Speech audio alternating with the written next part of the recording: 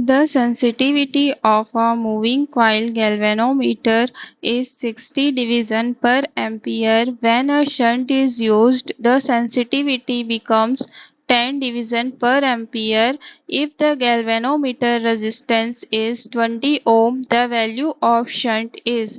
इस क्वेश्चन में हमें बोल रहा है कि हमें एक मूविंग कॉइल गैल्वेनोमीटर दिया हुआ है जिसमें जो 60 डिवीजन पर एम्पियर उसका सेंसिटिविटी है, और जब शंट को यूज़ करते हैं तो उसका सेंसिटिविटी हो जाता है 10 डिवीज़न पर एम्पियर।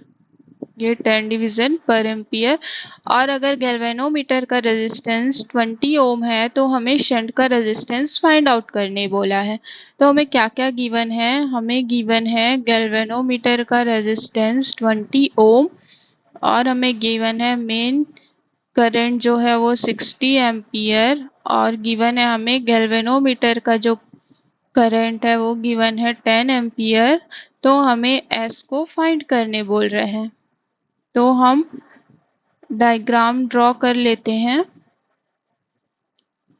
यहाँ से ये है एस, आई जी एंड ये है आई। तो इस डायग्राम में CDR लगाते हैं by CDR means current division rule. तो यहाँ से हमें S की वैल्यू मिलेगी G/S IG। यहाँ पे हमें S की वैल्यू फाइंड आउट करनी, तो G/IS और मिलेगा IG। अब IS क्या होगा? इस डायग्राम से अगर IS निकाले तो ये होगा I माइनस IG। तो यहाँ पे पुट करते हैं S equals to G divided by I minus IG into IG। तो अब सबकी वैल्यू रख देते हैं 20 divided by 60 minus 10 into 10।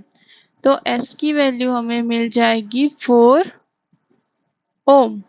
That means जो शंट है उसका वैल्यू हो जाएगा 4 ohm. Option number 3 is the correct.